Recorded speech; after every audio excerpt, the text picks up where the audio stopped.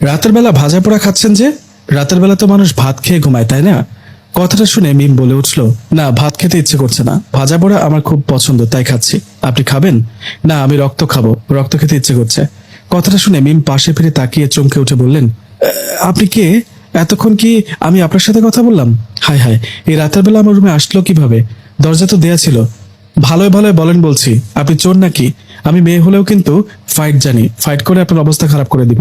মিমের মুখে কথাটা শুনে পাশে থাকা লোকটা বললেন, তাই না, ফাইট করতে পারেন? আচ্ছা, আমি অনুমতি দিলাম, আমাকে একটা থাপ্পড় মেরে দেখান তো, পারেন কিনা। কথাটা শুনে লোকটার গালে ঠাস করে একটা থাপ্পড় বসিয়ে দিলেন। থাপ্পড়টা লাগার পর মিম বলল, এ কি, এটা কি হলো? আমার হাত তো আপনার গালে আটকে গেল, আর ছাড়াতে পারছি না কেন? আমার হাত আপনার গালে আটকে গেল কি করে? কে আপনি?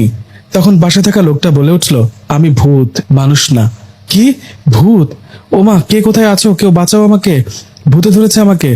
এ, আরে আমার গলা দিয়ে চিৎকার বেরোচ্ছে না কেন? মিমের এরকম অবস্থা দেখে ভূতটা হাসতে হাসতে বলল, চিৎকার দিয়ে লাভ নেই, কেউ শুনতে পাবে না।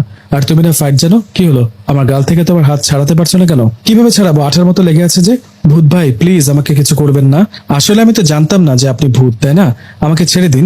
মিমের কথার জবাবে ভূত বলল, আচ্ছা ছেড়ে দিই, কিন্তু চিৎকার দেওয়া যাবে না, চিৎকার দিলে কিন্তু আবার ধরবো।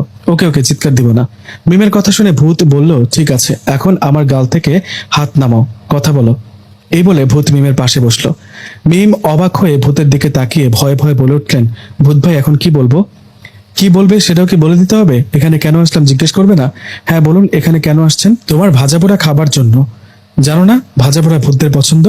আমি তো রুমে বসে খাচ্ছিলাম, জঙ্গলে বসে না। সেটা না হয় বুঝলাম, কিন্তু মাথার চুল ছেড়ে দিয়েছো কেন?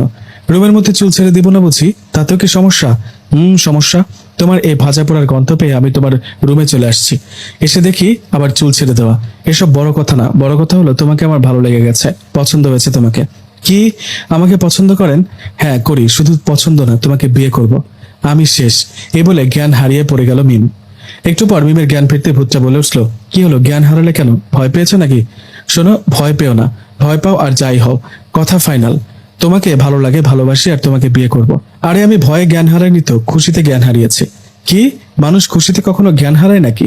কি এমন খুশির খবর পেলে যে খুশিতে জ্ঞান হারিয়ে ফেলে? আপনি জানেন না আমার কতদিনের স্বপ্ন ছিল একটা ভূতের সাথে প্রেম করব, ভূতের গার্লফ্রেন্ড হব। ঢিঙ্কা চিকা ঢিঙ্কা চিকা, আমার এই স্বপ্ন বুঝি পূরণ হতে চলেছে। ইস, কত স্বপ্ন ছিল ভূতের পিঠে চড়ে আকাশে উড়ে বেড়াবো। চলেন না ভূত মশাই, আমি আপনার পিঠে চড়ে বসি আর আপনি উড়ে বেড়ান আকাশে। মিমের মুখে কথাটা শুনে ভূত নিজে অবাক হয়ে বলল, কি মেয়ে তুমি! মানুষের কত স্বপ্ন থাকে, এটা হবে সেটা হবে, আর তুমি ভূতের সাথে প্রেম করবে সেই স্বপ্ন দেখো? আরে হ্যাঁ, ভূতকে খুব ভালো লাগে, চলো না একটু আকাশে উড়ি। হ্যাঁ হ্যাঁ চলো, আকাশে নিয়ে গিয়ে তোমাকে নিচে ফেলে দিব। ভয় দেখাচ্ছ? আমি না তোমার গার্লফ্রেন্ড? দূর, আমার গার্লফ্রেন্ড তোমার পাশে থাকলে আমি ভূত হয়েও পাগল হয়ে যাব। আমার গার্লফ্রেন্ড লাগবে না, তোমাকে ভালো লাগে না, চললাম আমি। এই দাঁড়াও, দাঁড়াও বলছি। ভূত বলে কি যখন তখন চলে যাবেন নাকি? এখন যেতে দিব না। কেন? আপনাকে দেখতে ভালো লাগছে, চোখের সামনে ভূত দেখবো ভাবতে পারিনি। আরে পাগল, এটা আমার আসল রূপ না। আমি ভয়ানক রূপ নিলে ভয়ে জ্ঞান হারিয়ে ফেলবা, চিৎকার দিয়ে দৌড় দিবা। তাই নাকি? কই দেখি দেখি তোমার ভয়ানক রূপ। আমার কিছুই হবে না, যতই ভয়ানক রূপ নেন আপনি। এদিকে মিমের এই কথাগুলো পাশের রুম থেকে ওর মা শুনে বলে উঠল, মিম, এই রাতের বেলা কার সাথে কথা বলিস? জবাবে মিম বলল, তোমার ভূত জামাইয়ের সাথে। কথাটা শুনে মিমের মা বলল, কি কি বললি? না মানে বান্ধবীর সাথে ফোনে কথা বলছিলাম, কথা বলা হলে ঘুমাবো। এই বলে মিম মুখটা ভূতের দিকে ঘোরাতেই চমকে উঠলো, বুকের মাঝে ধুকপুক করে উঠলো। মিম দেখলো ভূতটা খুব ভয়ানক একটা রূপ নিয়ে মিমের দিকে তাকিয়ে আছে। চোখ দুটো সাধারণ কোনো চোখের মতো না, একটা চোখের মনি কালো হয়ে আছে, দেখে মনে হচ্ছে পুরে ছাই হয়ে গেছে। আরেকটা চোখ একটা সাদা হয়ে আছে। মুখটা বৃদ্ধ মানুষের মতো হয়ে গেছে, চুলগুলো বড় বড় আর সাদা সাদা। সবচেয়ে ভয়ানক যেটা লাগছিল সেটা ছিল ওর হাত। ওর হাত মানুষের মতো 5 আঙ্গুলের ছিল না, মুরগির মতো 3টা আঙ্গুল ছিল ছোঁচালো। এটা দেখে মিমের শরীর কাঁপতে থাকে। কিন্তু মিম ভূতকে কিছু বুঝতে না দিয়ে বলে ওঠে, আরে ভূত মশাই, আপনি এরকম হলেন কি করে? আরে আপনার চোখ দুটো এরকম কেন? একটা চোখ কালো আর একটা সাদা। আচ্ছা সমস্যা নেই, অপারেশন করে চোখ দুটো লাগিয়ে নিব। চুলগুলো ওরকম সাদা হয়ে আছে কেন? তাতেও কোনো সমস্যা নেই, কালো কালার দিয়ে কালো করে নিব।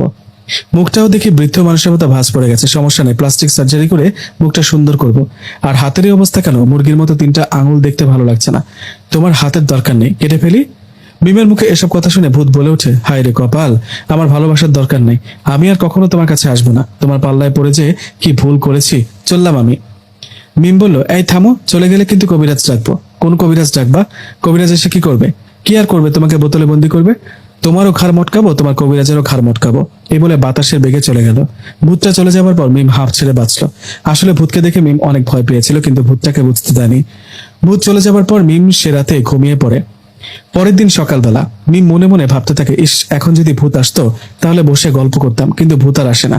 এদিকে মিম ভূতকে খুব মিস করে, তাই সন্ধ্যার আগে আগে সে পাশে থাকা বাগান বাড়িতে গিয়ে ঘুরে আসে, কিন্তু সেখানেও ভূতের দেখা পায় না।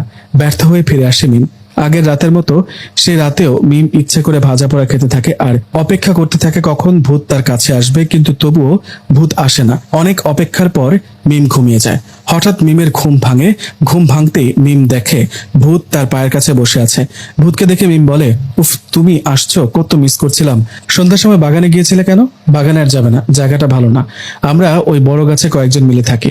ও তাই, ওকে, আর যাবো না। আচ্ছা, আজকে আসতে এত দেরি করলা কেন? আচ্ছা, আমরা বিয়ে করছি কবে? কিসের বিয়ে? তোমার মতো বাগলিকে বিয়ে করার চেয়ে একটা পেত্নিকে বিয়ে করা ভালো। বললেই হলো আমাকে বিয়ে করতে পারবে না? আসলে কথা ঠিকই, আমাকে বিয়ে করতে পারবে না, কারণ একটা ছেলে আমাকে ভালোবাসে, আমি ওকে ভালোবাসি, আর ও খুব শক্তিশালী। তুমি ভূত হলে কি হবে? ওর কিছু করতে পারবে না। তাই না? নাম কি ওর? নাম শুনে আর কি করবা? বললাম না ওর কিচ্ছু করতে পারবে না, ওর নাম আকাশ। ওকে একটু ওয়েট করো। এই বলে বাতাসে মিলে গেল ভূত। কিছুক্ষণ পর আবার চলে আসলো। ভূত এসে মিমকে বলল, বের করছি ওর ভালোবাসা। ও তোমাকে ভালোবাসে, তাই না?